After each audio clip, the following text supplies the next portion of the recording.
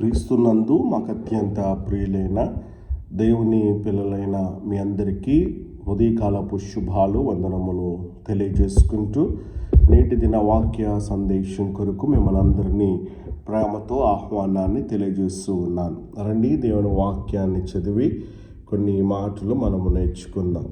యెషయా గ్రంథం 58వ అధ్యాయము 14వ భాగంలో దేవుని వాక్యం ఈ రీతిగా సెలవిస్తూ ఉంది. నీవు యెహోవా యందు ఆనందించెదవు, దేశము యొక్క ఉన్నత స్థలముల మీద నేను నిన్నెక్కించెదను. నీ తండ్రి అయిన యాకోబు స్వాస్యమును నీ అనుభవములో ఉంచెదను. యెహోవా సెలవిచ్చిన వాక్కు ఇదే. ప్రియమైన దేవుని ప్రజలారా, మనము దేవుని యొక్క ఆశీర్వాదాలను కోరుకుంటూ ఉంటాం. కానీ దేవుడు ఆశీర్వదించే జీవన విధానం ఎలా ఉంటుందో ఈ యొక్క వచనం మనకు చాలా స్పష్టంగా బోధిస్తూ ఉంది. ఇక్కడ ఒక వాగ్దానం మాత్రమే కాదు, కానీ అది విధేయతకు వచ్చేటువంటి ఫలితం అనేటువంటి విషయాన్ని కూడా మనము అర్థం చేసుకోవాల్సినటువంటి విషయమై ఉంది. కనుక ఇక్కడ యెహోవాలో ఆనందించే జీవితం, దేవునిలో ఆనందించే జీవితం.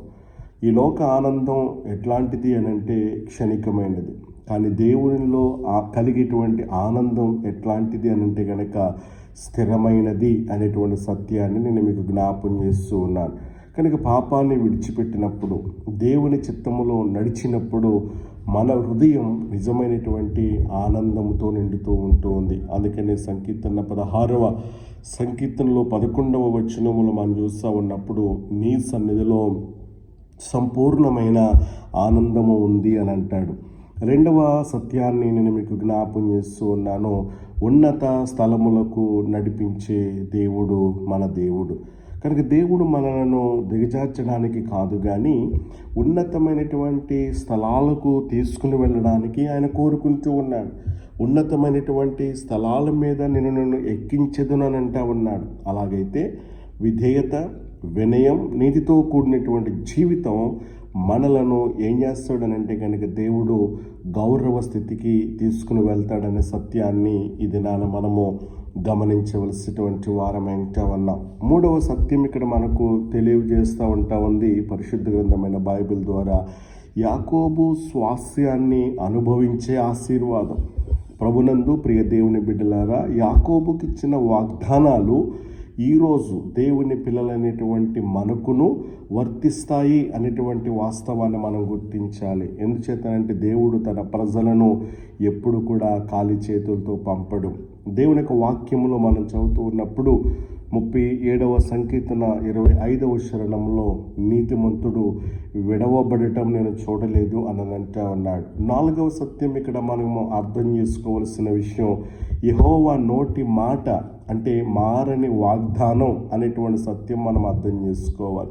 మన మాటలు మారవచ్చు, మన నిర్ణయాలు మారిపోవచ్చు, కానీ దేవుని యొక్క మాట ఎప్పటికీ కూడా మారదు అనే సత్యాన్ని మనం గుర్తించాలి. యెషయా గ్రంథం 55వ అధ్యాయం 11వ వచనం మనం చూస్తూ ఉన్నప్పుడు, నా నోట నుండి వచ్చినటువంటి మాట వ్యర్థము కాదు అని దేవుని వాక్యములు మనం చదువుతూ ఉన్నాం.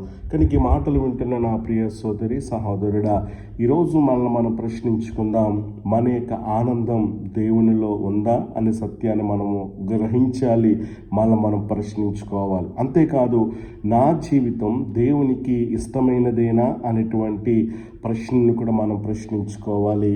మూడవ ప్రశ్న, నేను వాగ్దానాల స్వాస్యాన్ని పొందేటువంటి విధంగా నడుస్తున్నానా అనేటువంటి రీతిలో మనం ప్రశ్నించుకొని దేవునిలో ఆనందించేటువంటి ఆ జీవితాన్ని గనక మనము జీవించగలిగినట్లయితే, దేవుని వాక్యములో మనం చదివాము, ఇదే యెహోవా వాక్కు. ఏంటి అనంటే గనక, దేశము యొక్క ఉన్నత స్థలాల మీద నిన్ను నడిపిస్తాను.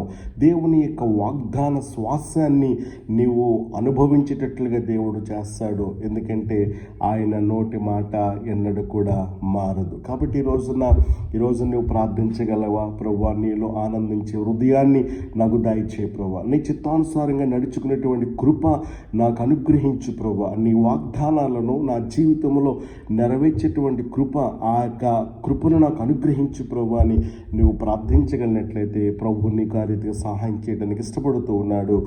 అలాంటి ధన్యకరమైన శ్రేష్టమైన జీవితాన్ని ఈ మాటలు వింటున్నటువంటి ప్రియులైన మీ అందరికీ కూడా దేవుడు అనుగ్రహించును గాక. ఆమేన్.